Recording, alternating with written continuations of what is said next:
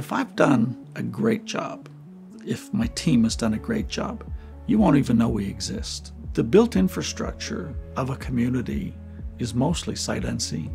So much life goes on underground you cannot see. You cannot see the water that comes in the pipes that gets delivered to your tap.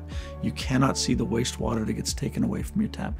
You don't see all these things that exist that are literally underground and make everyday life possible for us. And that's magical. Like, it really is magical that it works all the time.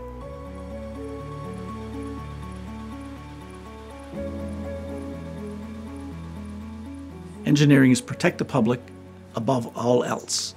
And in volunteering, for a lot of the work that I do, it really goes back to a strong sense of desire to protect the community and to make the community a better place. And so if you think about it, really it's on both sides of my life, personal and professional. I guess I'm wired to protect the public.